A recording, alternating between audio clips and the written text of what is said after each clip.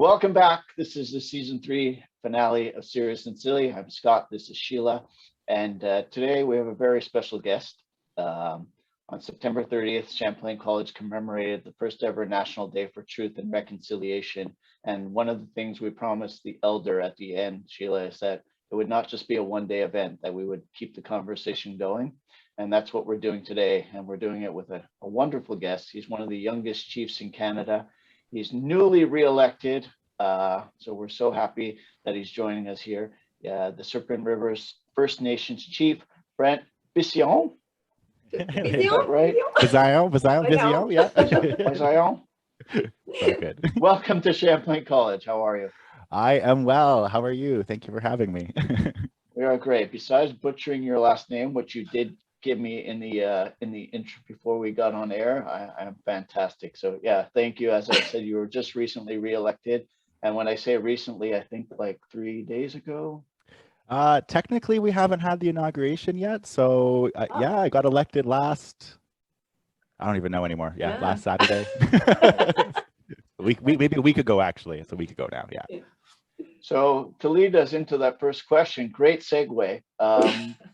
You know, it's like I said, you're one of the youngest chiefs in Canada. Why did you decide to take this role on, and why was it important for you to get into, I guess, local politics? Well, I've always been okay. So I'll start off with this. So it's always been instilled in me from a very young age, and from my elders, from my aunts, my uncles, that, you know, basically when you go off to school, you've got to come back and bring that knowledge back to community. So I went off to university. I studied political science. I studied First Nation studies, and I went off and I learned a lot of things. And so when the opportunity for me to come back and work in the administration as the education director, I took that opportunity and I actually got to come and work in my community for the first time, bring back that knowledge. And then I was approached about within the year of working in the community by an elder and also one of my aunts. And they said, okay, listen, like elections is coming up this year, and, you know, we'd like you to run. And I was like, okay. And at that point, and, you know, when an auntie and a grandma ask you to run, you know, you think about it. And I said, okay, well, I'll think about it. And they said, well, we're nominating you anyway, so you're gonna, like, you know, it's gonna happen. So I got nominated, and I talked with a few people, and I said, okay, you know, is this something? I think every young person, and especially like me growing up, I've always looked for that leader or that person that inspires them. I'm like, okay, like, I'm waiting for that person. I'm waiting for that person. And then I finally realized that, like, I'm that person. And, you know, it's time to just be that leader and that voice that I wanted as a kid.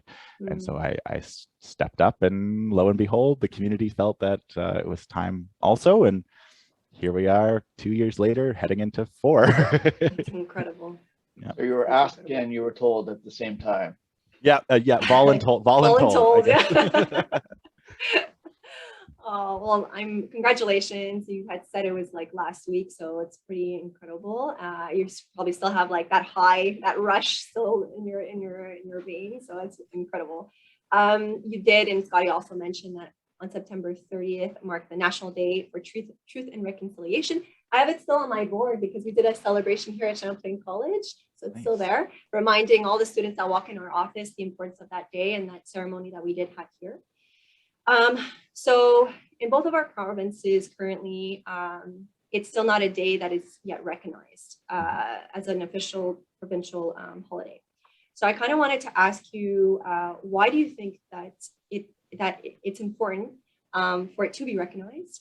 And how can we go about recognizing it in the most honorable way?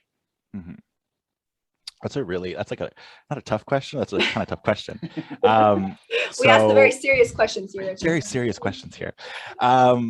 So for me, September 30th, you know, I spent it with basically at one of our local schools. So I spent it with the kids. But this day is important. I don't like calling it a holiday. Yeah. That's something that I quickly figured out. I was like, you know, it's not a holiday for us, like for Indigenous people. I found, you know, we did a lot of educating that day. People were constantly reaching out. There was a lot of outpouring of support, which was like really good. I was like, this is amazing, right? And people were learning about residential schools for the first time. They were learning about all of these things for the first time. And for Indigenous people, like this is stuff that I've heard growing up my entire life. So it was never a big surprise. And I think that was the tough part about that day, was that there was a lot of like emotional labor put into that day.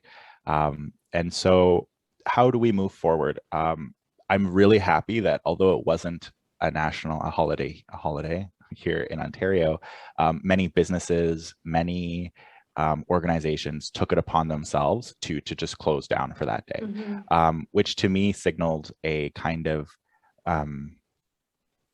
people aren't waiting for the governments anymore to tell them what to do. And I think that's important around reconciliation. It's how do you bring reconciliation down to yourself? You can't rely on the feds, you can't rely on the provinces to do the work, because the work is individual. It's in our home communities, it's in our colleges, it's in our it's wherever we are, right? Like if you're a part of a cross-country ski group, how are you implementing reconciliation into that? And people are like, what? How is that possible? Well, you track along Indigenous lands all the time, right? Like how do you bring reconciliation down from the government into your own personal lives? And I think that's the challenge that we have to meet. And, is one day a year going to fix it? No. It's going to be multiple days, but I just hope that this day, as it morphs, because this is the first day, right? We saw the Prime Minister go on vacation to Tofino, and I'm hoping as this day kind of progresses, it is going to change, right? It was our first day. No one really knew what to expect. There were celebrations happening kind of everywhere. But no one really knew, like, is this a solemn day? Am I supposed to be happy? Is it sad? And for Indigenous people, it was kind of sad. It was a lot of mental health stresses. So we gave everybody the next day off, because we're like, everyone just spend time with family. And that's kind of how we viewed that day. So it is important, but I think it's going to be challenging for non-Indigenous peoples to I don't want to say commemorate, but like how do we turn this day into something more? And I think conversations like this are important, because it shows that it's not just Indigenous people keeping the conversation alive. It's settler Canadians that are also doing that. Sorry. Oh, no, it's perfect. Yeah, I watched a lot of your interviews, because like you said, you were all over the place on September 30th and just spoke so eloquently and passionately. And one of the things you did mention that I just wanted to touch on was, like you said, this is something that you guys have known about forever. It's something you grew up about. A lot of us are learning for the first time, but you said that, it's tiring for Indigenous people to continue to inform the general population about these things. So I just wanted to ask you quickly, like, where are these resources? How do people find out about these things? Is it Google? Is it... Yeah, one of the best, honestly, and I keep saying this, the best way to learn about this stuff is through the Truth and Reconciliation Commission. It's like thousands of pages. Like, I don't expect anybody to read like, the full, the actual full thing, but the summary reports and stuff are a couple hundred pages, and those go through every aspect of what we're talking about. And that, I think that's the key piece that's missing, is the TRC, the 94 calls to action are literally the roadway that you climb to climb over the mountain of reconciliation. So like, we've given you the floor plan, here, this is how you do it. But I think that was the piece that kind of bugged me a bit, was that people still ask, right, kind of, well, what can we do? And it's like, we told you we told you like 5 years ago, this is what you need to do. Just read the TRC, right? Read the Royal Commission on Aboriginal Peoples that was written back in the 80s. Like, these are documents that Canadians have produced, or Indigenous people have produced, that talk specifically about certain issues, or all of these issues. But again, the average Canadian is not reading that, or is even not aware of it. And so the 94 calls to action, I say, are always the good first step. And then finding out your local communities. I think that's really important. So Serpent River, we're a we're a smaller community along the North Shore, right? And our story is very different from First Nations that are 3 hours down the road. And it's probably very different from First Nations where you're from. And so it's really important to learn about your local communities, and not to take like a kind of a pan-Indigenous view on them, because each of our nations are different. They are I like to compare it sometimes to Europe, right? Where you have France and you have Belgium and you have all these little countries and everyone's like, oh, they're all European. But that's kind of what Indigenous people are. So yeah, you know, we're Indigenous, but we each have our own nations that had languages, that had cultures, that had ceremonies distinct, like separate, just like Quebec and Ontario, right? We're the same, but we're separate. And Yeah.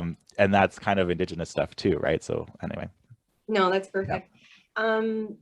I think, yeah, what you're saying is it makes complete sense. And our students here, we have our Indigenous student ambassadors. It's a group here on campus.